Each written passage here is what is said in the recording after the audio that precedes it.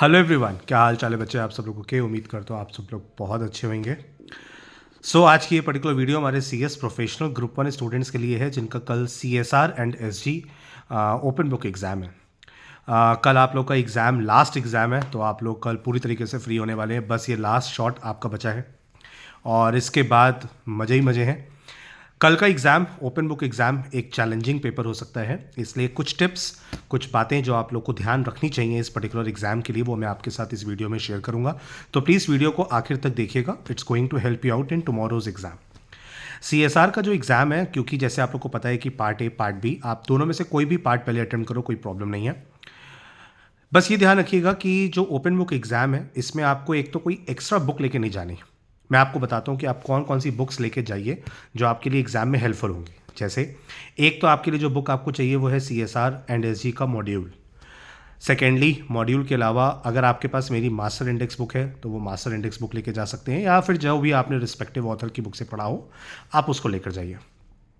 Apart from that, आपके पास होना चाहिए थर्ड नंबर पे आपके जो नोट्स आपने खुद के बनाए हैं, वो क्लास नोट हो सकते हैं, हैंड रिटन नोट्स हो सकते हैं, आप वो लेकर जाइए। और चौथे नंबर पे एक एडिशनल बुक के तौर पे अगर आप कोई बुक लेके जाना चाहते हैं तो दैट शुड बी ESG।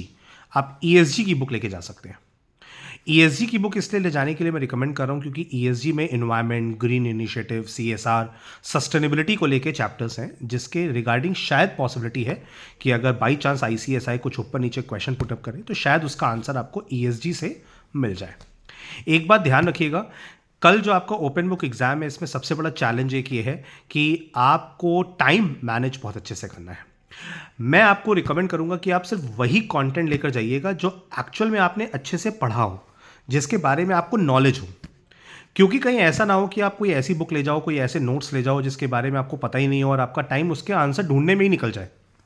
अब ESG क्योंकि आपने ग्रुप 1 में ऑलरेडी पढ़ा हुआ है तो आपके लिए वो बुक फेमिलियर है। CSR आपने जिस भी बुक से पढ़ा आपके लिए वो बुक फेमिलियर है, तो आपके लिए ईजी रहेगा वहाँ से आंसर को लोकेट कर पाना। एक बात हमेशा ध्यान रखिएगा, CSR के पेपर में कोई भी केस स्टडी बेस्ड क्वेश्चन आए तो केस स्टडी बेस्ड क्वेश्चन को पढ़ने से पहले उसके क्वेश्चंस पढ़िए। और एक बात बहुत ध्यान से देखिएगा कि जब आप कोई भी क्वेश्चन पढ़ रहे होइएगा, खासतौर पे केस स्टडी बेस्ड क्वेश्चन, तो कोशिश करिएगा कि इतना डेडिकेशन, इतना फोकस के साथ उस क्वेश्चन को पढ़िएगा कि एक ही बार में वो केस स्टडी आपको समझ में आ जाए। क्योंकि मान लो एक रफ एग्जाम्पल के तौर पे एक हाइपोथेटिकल सिचुएशन लेते हैं कि आपके पास कुछ 2 पेजेस की केस स्टडी आ रही है या 1.5 पेज की केस स्टडी आ रही है और आप उसको पढ़ रहे हैं और उसको पढ़ते पढ़ते आपने 10 मिनट लगा दिया और 10 मिनट के बाद फिर आपको लगा यार ओ ये केस तो यार मेरे को एकदम से समझ नहीं आया, लाओ मैं एक बार फिर से पूरी केस स्टडी पढ़ लेता हूँ। तो आपने पहले उस केस स्टडी को पढ़ने में 10 मिनट लगाए, फिर उसके बाद फिर से आप वो केस स्टडी पढ़ोगे, फिर 7-8 मिनट लगाओगे, तो ऐसी सिचुएशन में आपका 15-20 मिनट का टाइम वेस्ट हो जाएगा। तो इट्स हाईली रिकमेंडेड कि पूरा ध्यान से किसी भी केस स्टडी बेस्ड क्वेश्चन को पढ़िएगा और ये जरूर देखिएगा कि उसके क्वेश्चंस पहले देख लीजिएगा, क्योंकि बहुत बार ऐसा होता है कि केस स्टडी बेस्ड क्वेश्चन तो आता है बट वो केस स्टडी में उतना रेलेवेंट कंटेंट नहीं होता और आपके क्वेश्चंस के डायरेक्ट आंसर्स ही आपको बुक में मिल जाते हैं। तो उस चीज़ पे फोकस करिएगा और सबसे इंपॉर्टेंट चीज़, भावनाओं में ना भइएगा। क्या सर? हाँ, इमोशंस पे कंट्रोल करिएगा। आपको किसी क्वेश्चन का आंसर मिल जाए बुक में तो इसका मतलब ये नहीं है कि दे पन्ने पे पन्ने भरे जा रहे हैं, 3 पेज 4 पेज का आंसर लिख कर आ रहे हैं, क्योंकि हमको पता है ना आंसर तुम्हारे सामने है। पेपर छूट जाएगा आपका।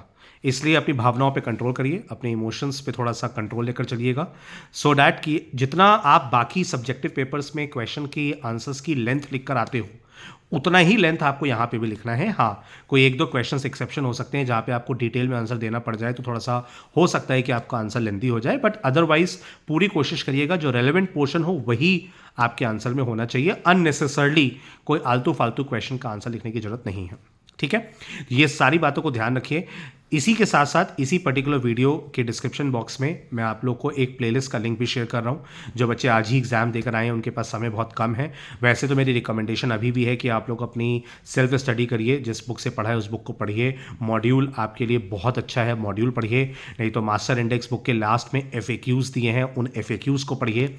जितना आप खुद पढ़ेंगे उतना ही आपके लिए एग्जाम में इजी रहेगा।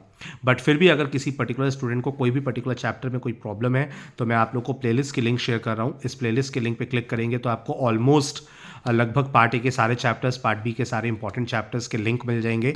अगर आप उसको देखकर रिवीजन करना चाहें तो उसको देख के भी रिवीजन कर सकते हैं। बट प्लीज़ प्लीज़ प्लीज़ कल लास्ट एग्ज़ाम है, आज की रात को बेफिजूल में जाने ना दीजिएगा, सोइएगा नहीं, थोड़ा कम ही सोइएगा रादर मैं बोलूँ, और जितनी मेहनत हो सके थरली कंटेंट को पढ़िए और देखिएगा कल आपका एग्ज़ाम बहुत अच्छा होने वाला है। Tomorrow's paper is going to be very easy, बस थोड़ी सी डिटर्मिनेशन और थोड़े से फोकस की ज़रूरत है, बस वो आपने कर लिया तो फॉर श्योर आपका कल का एग्ज़ाम बहुत अच्छा जाएगा। ठीक है, चलिए, all the best, God bless you all. कोई प्रॉब्लम लगे तो प्लीज़ मेरे को मैसेज करिएगा। बहुत सारे बच्चों के दिन में भी मैसेज आए थे, मैं रिप्लाई कर रहा हूँ, बाकी जिनके भी मैसेजेस के रिप्लाई भी नहीं हुए हैं फॉर श्योर आपको मैसेज का रिप्लाई आ जाएगा। ठीक है, चलिए, God bless you all, take care, bye bye, all the best. मिलते हैं फिर कल एग्ज़ाम के बाद आपके रिव्यूज़ के साथ। ठीक है, चलो, ओके, बाय बाय।